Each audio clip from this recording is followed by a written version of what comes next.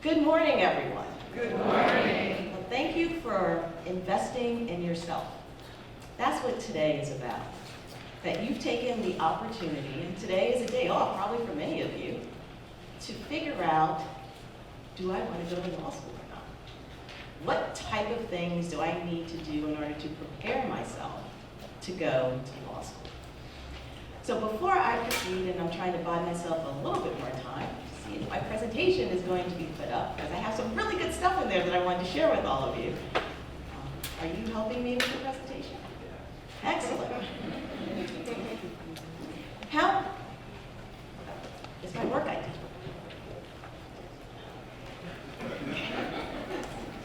She used to do that to me when she was my president-elect.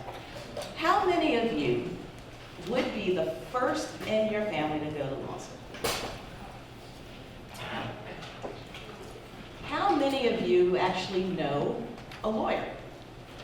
Oh, excellent, excellent. How many of you know more than one lawyer? Okay, very good.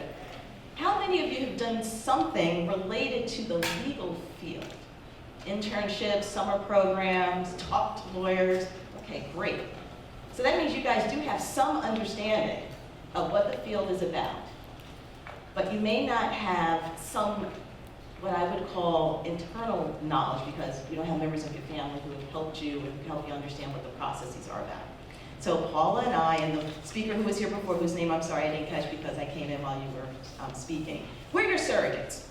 We're going to be here to give you that knowledge that you need in order to figure out if law school is right for you. The title of my presentation is So, You Want to Go to Law School.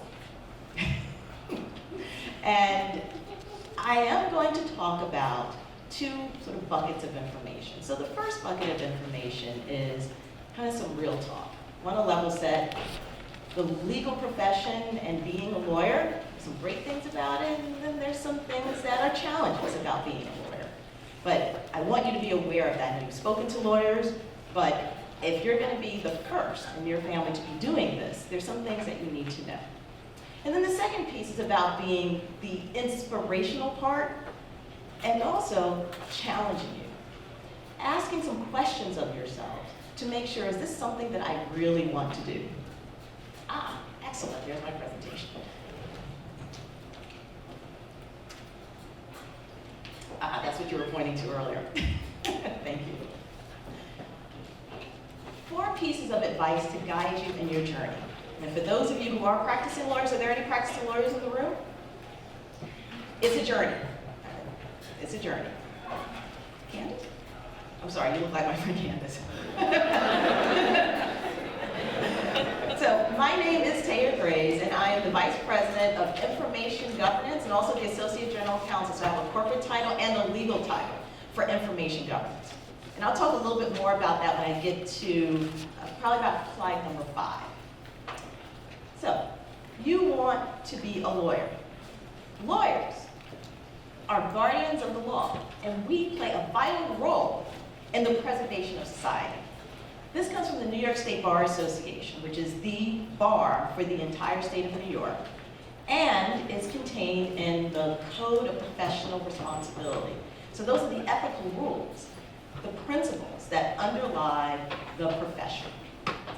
You'll be joining the ranks of individuals such as these. So some of these people you probably recognize. Loretta Lynch, Attorney General, Thurgood Marshall, first Black person to be on the Supreme Court, our President, Sniff Sniff, and the First Lady. The end of an era is coming. Watch every single thing you can about them before the era is over. But I also identified some local leaders and some national leaders, some people that you might recognize or people that you don't know. So the Honorable Darcel Clark, who is the Bronx District Attorney, first Black woman in that role. The late Honorable Theodore Jones, who was the first Black person in the New York State Court of Appeals. The past presidents, too, of the National Bar Association, O.T. Wells and Kim Keenan. And then at the bottom, my friend Lisa Stinson-Desmores, who was a lawyer with me at MetLife, but also Professor Charles Ogletree from Harvard Law School. And Kim Standard, who is the past president and the second Black person to be in charge of the New York State Bar Association. So these folks, as well as myself and Paula and some of the others that are in the audience, This is the fold that you're coming into. Before I tell you about the 4 pieces of advice, I want to say a couple of things to level set. I like being a lawyer. I've been a lawyer for almost 20 years. And during that time, there have been some great things about being a lawyer. I've been able to find solutions for my clients. I was a prosecutor in the Bronx. I've been able to help people. Yes, as a prosecutor, you do help people. There's a victim that you're representing. So I was able to do those great things. But when I'm at work, like I was last night, at 10:30 at night, don't like being a lawyer too much. When I have my iPhone, that would be this device right here, and when Paula was speaking, I was actually finishing up a conference call and checking emails. So this device and many of the devices that we have, for good or bad, enable lawyers to be very mobile, which also means that makes us very available. So for all the good things about being able to provide a voice, there are some downsides to being a lawyer. The legal profession is a place that we are not well represented in. And I'll talk a little bit more about that later. We need you, as was said earlier. We want you. But I want to make sure that you know what you're getting yourself into. So with that being said, let me talk about some of the pieces of advice, just a preview. Know thyself. Network. Paul was making reference to that with the Bar Association. Support network. And developing the skills of a good lawyer. So I'll talk more about those in a minute. But now to the real talk. Some stats about the legal profession. Yes. So what?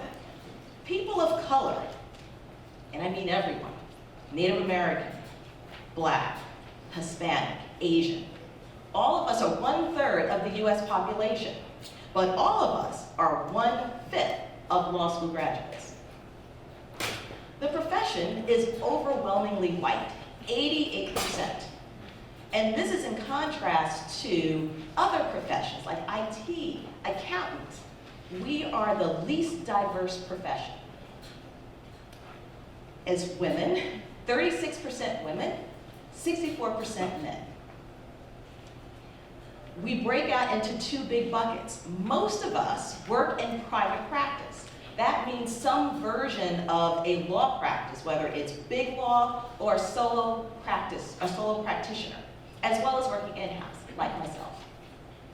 The remaining folks are in public interest. So that's government, working for legal aid, working in education. And that's where a lot of us tend to work.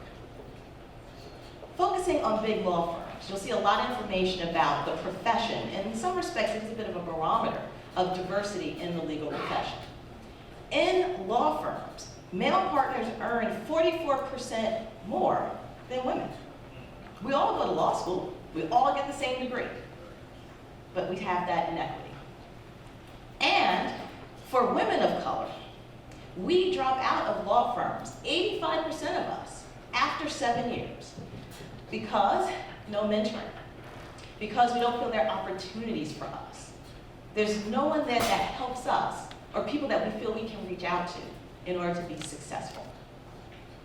And last, the dollars. The average salary is $78,600.